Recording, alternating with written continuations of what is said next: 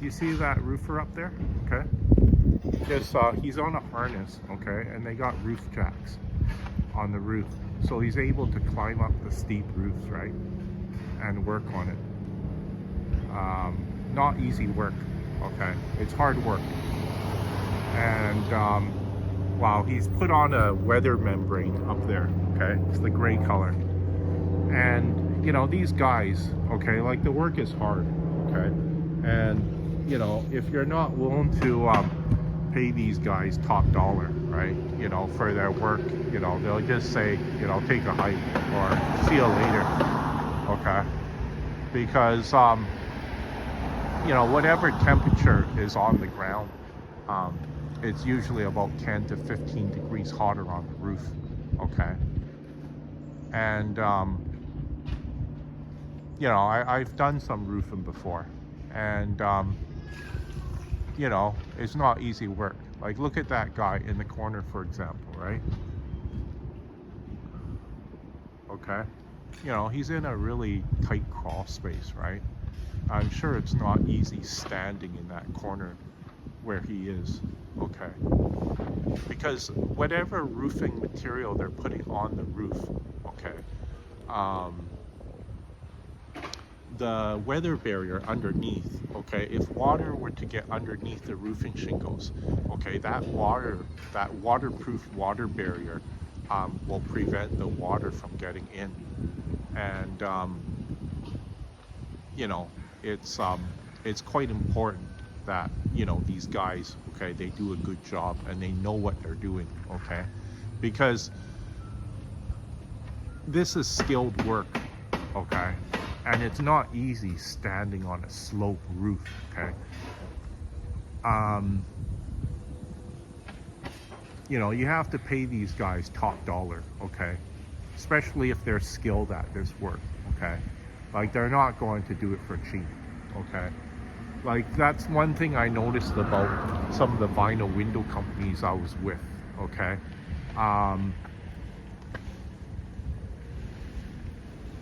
I felt that a lot of the crews, okay, they were only paying their workers minimum wage, and it was really hard for them to find skilled guys, okay. And you know, anybody that did have some skill, okay, you know, if they weren't willing to pay them a decent wage, okay, they would just say, see you later, okay. And I don't blame them for doing something like that, okay. Because the work is hard work, okay. So I'm also glad too that these guys too, okay, yeah, these roofers, you know, they can make a good living at what they're doing, okay. And you know, I think they the skilled guys that are good at it, you know, they deserve every cent that they're getting, okay. You know, they'll earn some, you know, good money, serious money over the summertime, okay. You know, I value, you know, hard work, okay, and even the skilled guys that are doing the work, okay.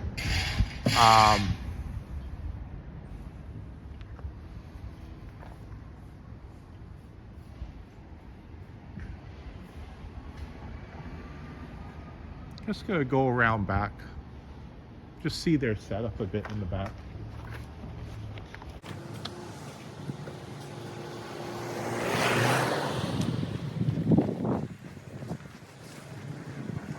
Okay, I see what he's done there a bit, okay? He's put kind of like a wood railing, okay?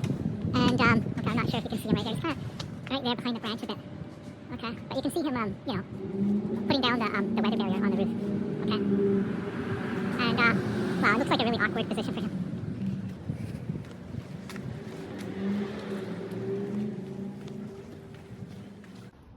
Okay, so this is, I could see that this is quite a big project here.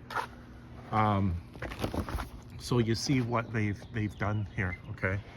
They've erected scaffolding, okay? And well, they're probably going to be, I would think, changing the siding too, or maybe not the siding. Maybe they set it up just to do the roofs, because they have to set up certain equipment on the roof to, wow, they have to rip off the shingles, right? It goes down that yellow chute right there, right? And wow, they'll probably bring their bin in and park it down there. So when they're ready to throw down all the shingles, it'll just go down the chute, right?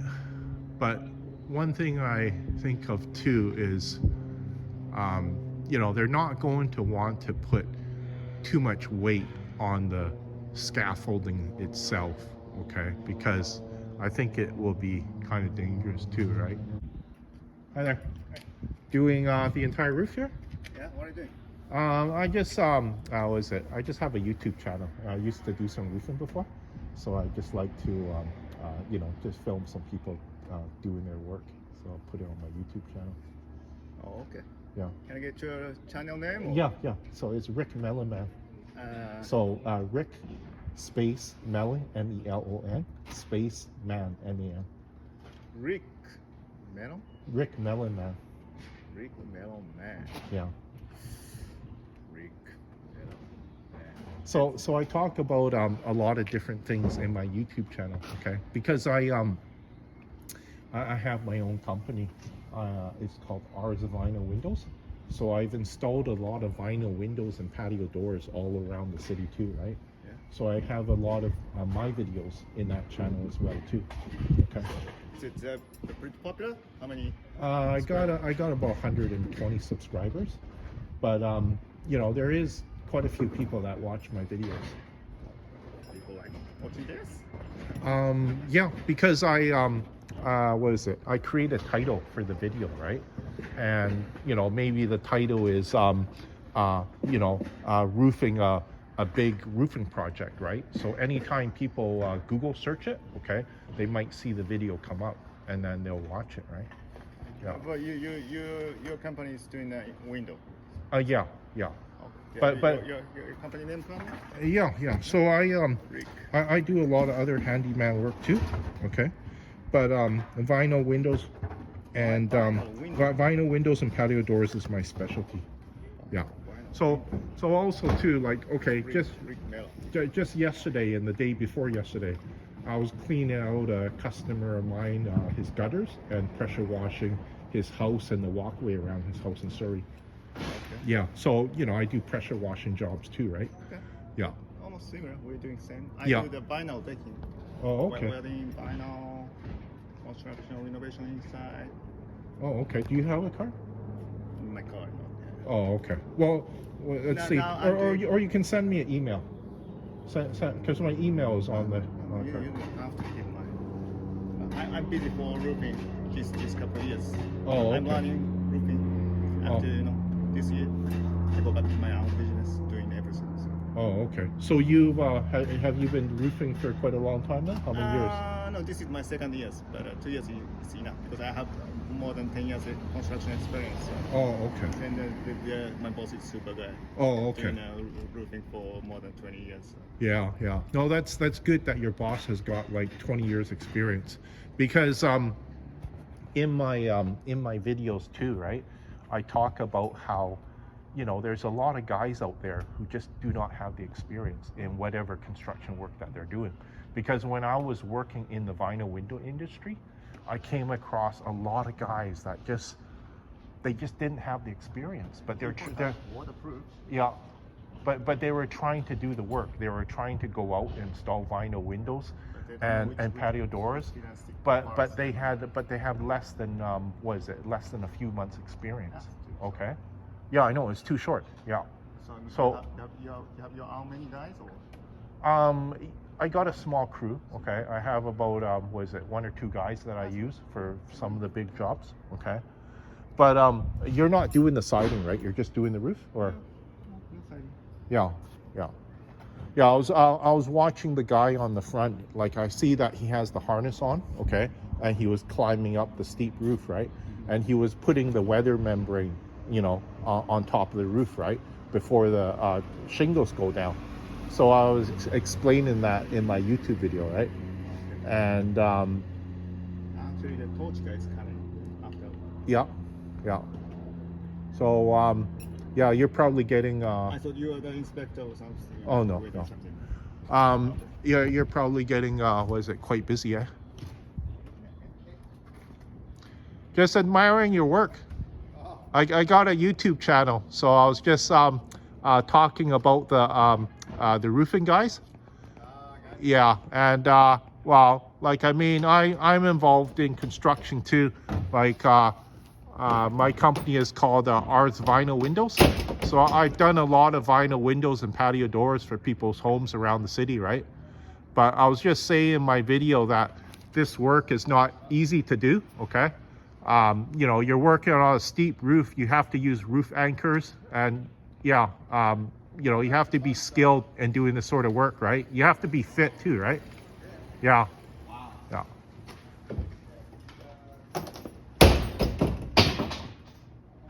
So I was just talking to one of the roofer, the workers up there, just saying how, yeah, this work is not easy to do. Like, I mean, you know, you have to be fit to do this sort of work. I'm not sure if that's the boss or the owner right there, or maybe just a worker. They're just doing the roof, okay? But, you know, that's a skill in itself right there, okay? Setting up the scaffolding properly, okay? Because I've heard of people, okay, the scaffolding fell apart and literally killed somebody, okay?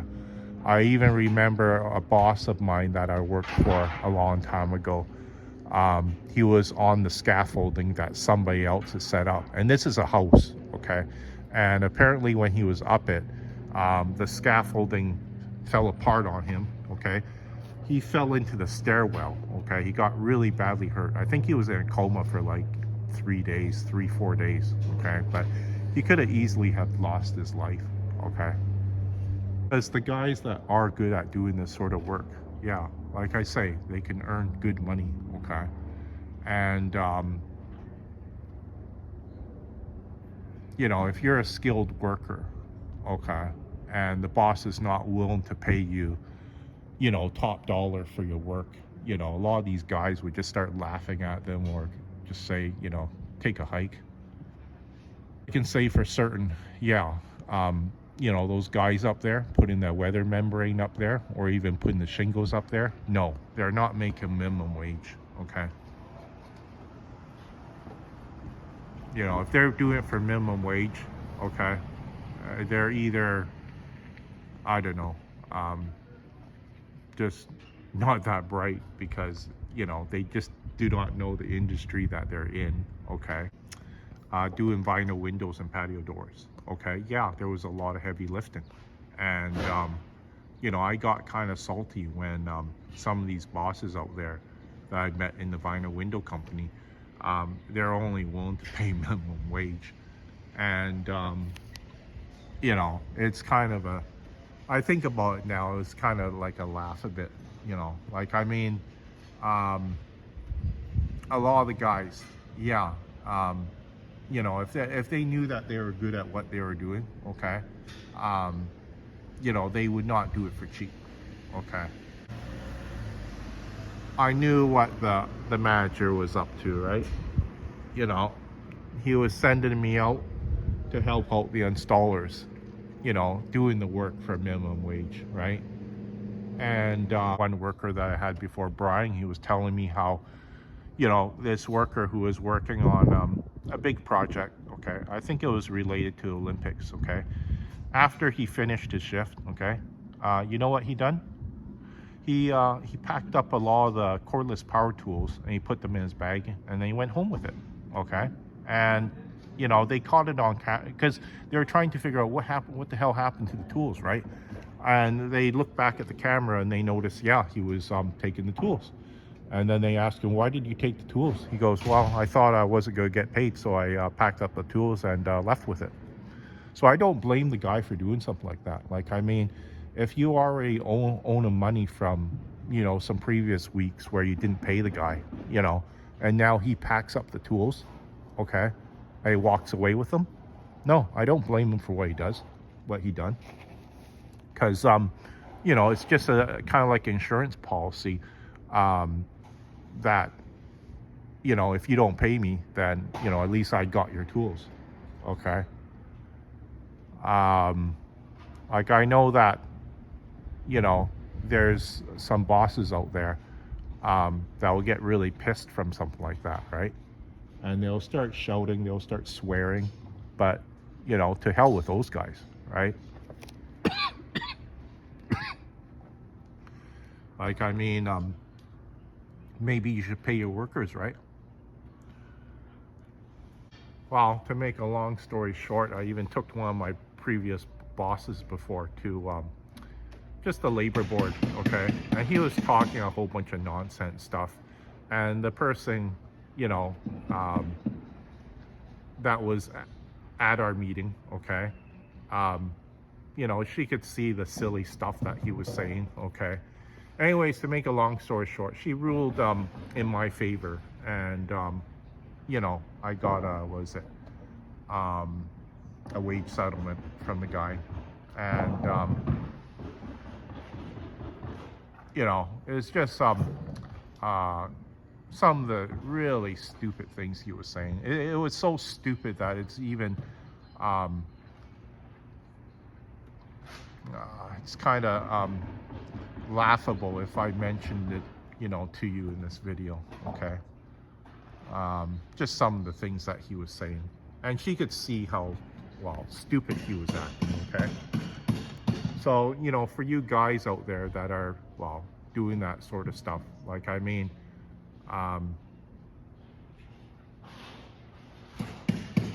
you know, think about it sometimes, okay, of what you're saying, okay? Because, you know, sometimes this karma catches up to you, okay?